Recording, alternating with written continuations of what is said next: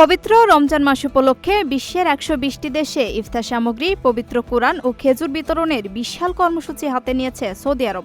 রবিবার রিয়াদে সৌদি আরবের ইসলামী বিষয়ক মন্ত্রী শেখ আব্দুল লতিফ আল শেখ দুই পবিত্র মসজিদের খাদেমের রমজান কর্মসূচি ১৪৪৭ উদ্বোধন করেন। এই কর্মসূচির আওতায় বিশ্বজুড়ে মুসলিমদের জন্য বিশেষ উপহার পাঠানো হচ্ছে।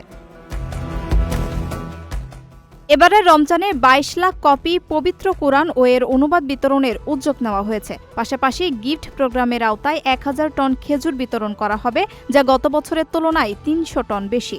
এবার কর্মসূচির পরিধি বাড়িয়ে নতুন ১৮টি দেশসহ মোট ১২০টি দেশে এই উপহার পৌঁছে দেওয়া হবে।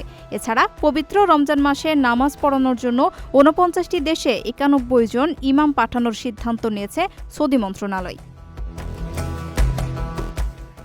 উদ্বোধনী অনুষ্ঠানে মন্ত্রী আল শেখ বলেন, এই কর্মসূচি সৌদি আরবের মানবিক মূল্যবোধ ও বিশ্ব ভ্রাতৃত্বের প্রতীক।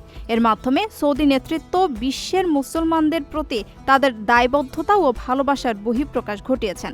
মধ্যপন্থা, সহনশীলতা ও সংহতির বার্তা ছড়িয়ে দেওয়ার পাশাপাশি মুসলিম উম্মার সেবায় সৌদি আরবের এই উদ্যোগ এক অনন্য দৃষ্টান্ত হয়ে থাকবে।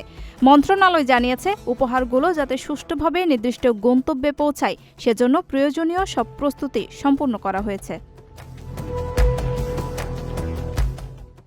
আপনার স্বপ্নগুলো আকাশ ছুবে প্রবাসীর হেলিকপ্টারের মাধ্যমে। বিয়ে, জন্মদিন অথবা যে কোনো বিশেষ প্রয়োজনে হেলিকপ্টার ভাড়া করতে যোগাযোগ করুন স্ক্রিনে দেয়া নাম্বারে। প্রবাসীর হেলিকপ্টার, নিরাপদ ও সাশ্রয়ী বাহনের বিশ্বস্ত নাম।